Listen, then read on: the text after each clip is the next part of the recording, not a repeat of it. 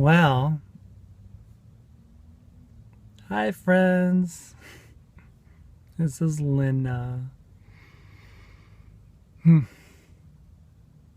Sitting here in my car again. Is that all I do?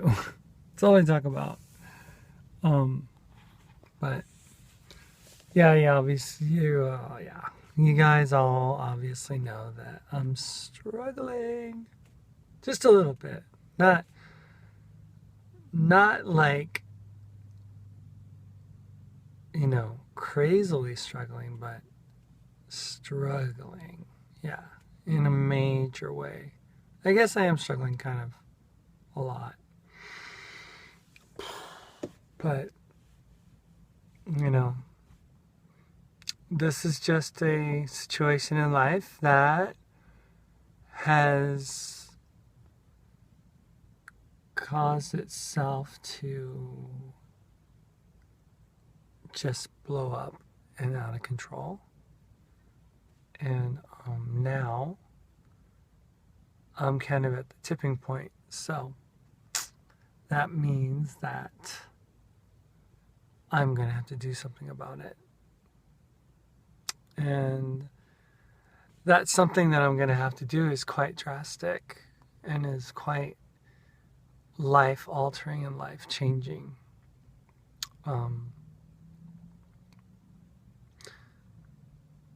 Jenny's going to be leaving at the end of the month. Our apartment's going to be up for rent. I already saw it on the internet. The website for the apartment already has our place listed to be leased out on July 26th. So we're moving out we're officially supposed to be moved out completely by the 16th of July. And, the apartment's supposed to be in someone else's hands by July 26th. So, yeah, I said on my other Facebook page, I said this shit's hitting the fan. And I guess it is. It's hitting the fan in a major way. But once I fly off this cliff, I was told something a long time ago. When I was in high school, I was seeking God, because yes, I'm a Christian, and yes, I believe in Jesus Christ. And, people have denigrated, that's a little strong. People have criticized my faith and stuff like that today and recently. And honestly, I don't have the stamina to really put up with anybody's opinion about Christianity. And you may think positively towards it, and you may think negatively towards it, but that's not for me to decide for you. And I'm not going to tell you to believe in or not believe in it.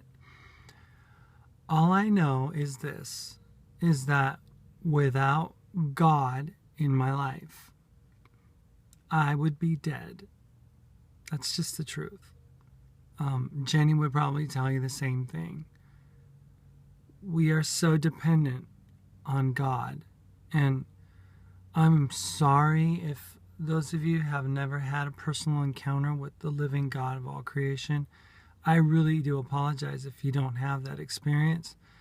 But it is not something that can be seen, can be touched, can be felt. It's just something that's in your spirit. It's in the very core of who you are. It's like right inside of you. And it can't be substituted. It can't be something that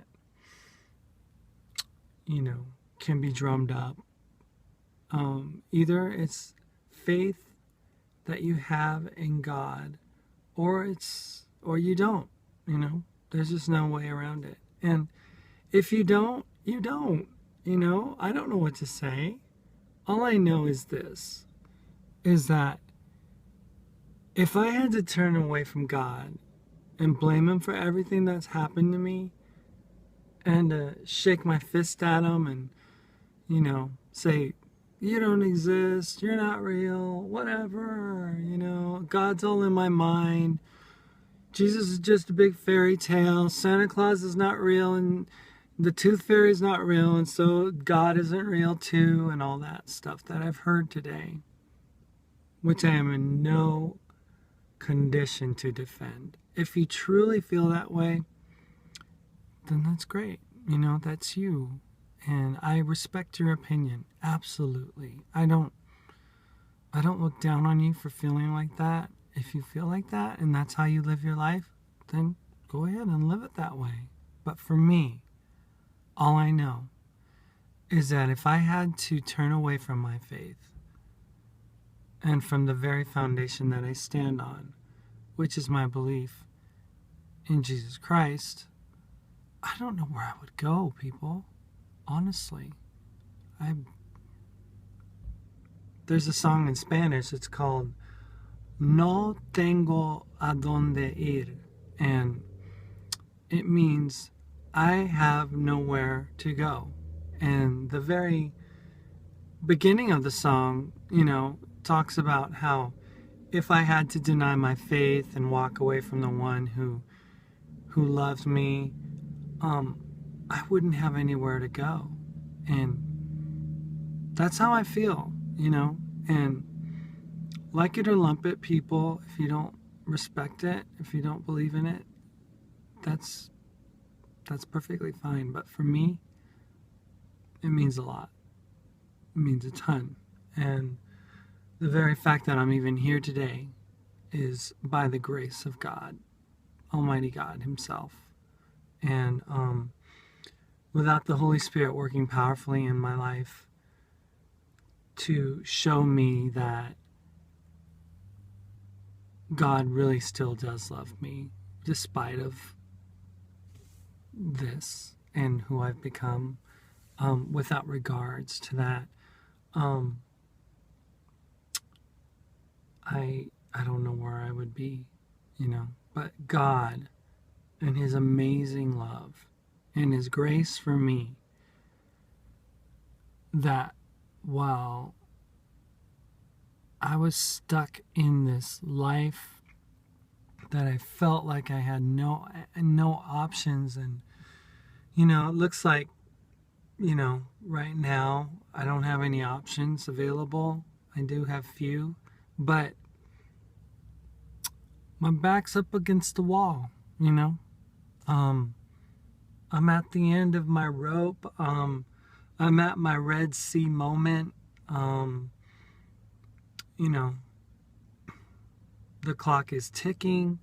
All those euphemisms that you want to use, all those nice colloquial sayings and terms and stuff to describe being kind of at the end of yourself. I'm there. I acknowledge it. I am. But I know that with my faith in my God, that he has promised to never abandon me, never leave me, nor forsake me. I experienced that when I was a child, and I had a very real sense of God growing up, and I knew that God existed. In my heart, I knew, and in my own little spirit, I could sense it, and to this day I do. So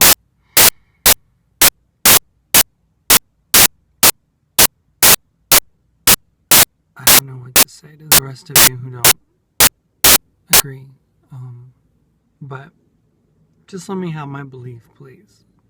It's precious to me. Don't put me down. Don't put my faith down. Don't put down the fact that I have to crawl to Jesus to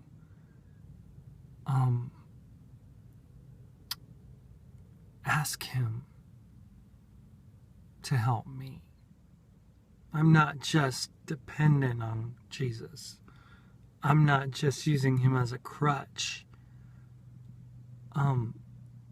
He is everything to me. And he's my foundation. He's my daddy. He's my brother. He's my best friend. He's everything. So at this time, I need him more than I've ever needed him before. And I know that with him I'll get through this. I know that with him that there is daylight at the end of this long, dark tunnel of transition and change, that there is truly daylight and beautiful, beautiful views, beautiful flowers. There's a beauty that is beyond description. I know it. I just know it. And, I just want you guys to just, pray for me, send me positive thoughts, positive energy, whatever you guys want to do. But I need it. I need direction beyond anything else, I mean, what I would do for direction. I mean, the options are crazy.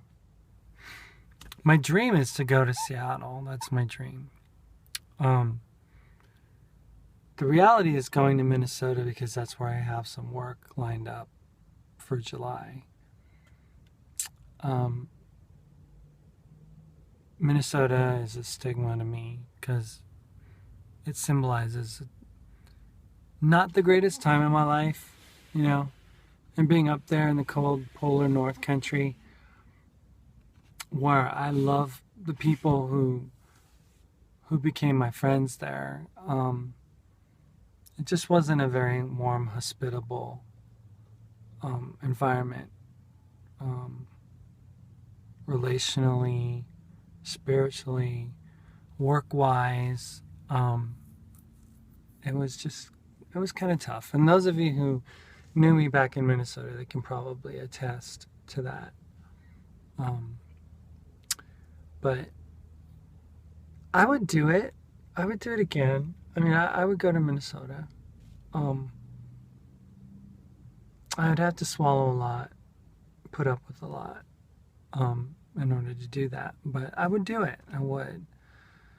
It's just that when you have a chance to reset your life and to do something that is like the beginning of a new chapter, going back to a place that you didn't want to be in the first place is probably not the best thing to do, But the crazy thing is that I came back here to Tennessee and I left it a different person. At the time I only had one kid, and I had just been married for a couple of years. And we left, packed up here, Tennessee, and left.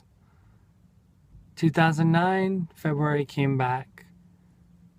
The place had changed. The people had changed. People that knew me, but they had moved on. Obviously, their careers had gone forward and stuff. And people who were rookies at one point now were leaders. And, I had to find my way back in.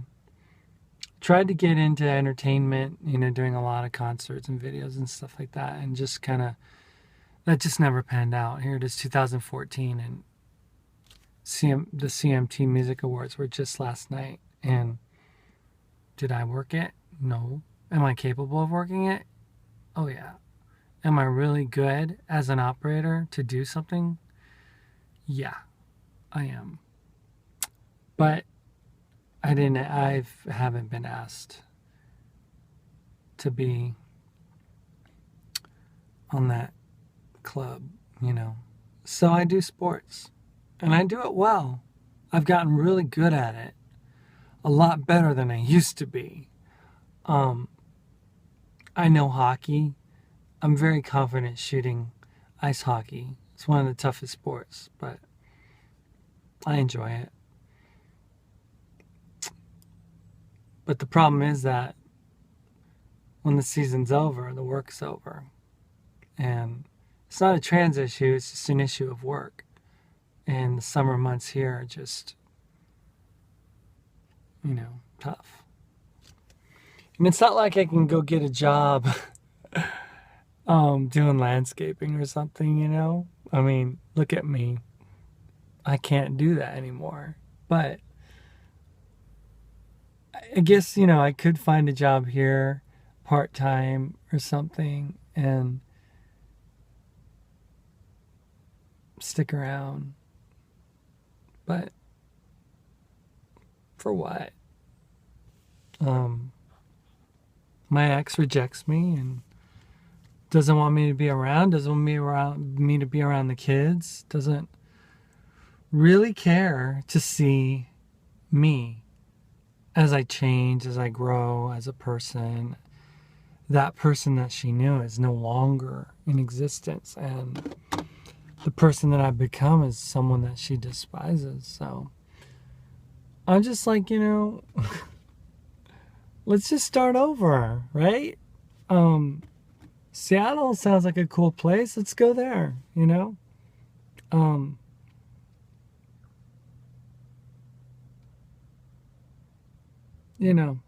it's a tough place. It is. I'll be honest. And heaven only knows what is in store for me. I love the open road. I told Jenny, hey, I just feel like, well, no, it was someone else I told. I said, I just feel like, packing my stuff, putting in the back of my SUV,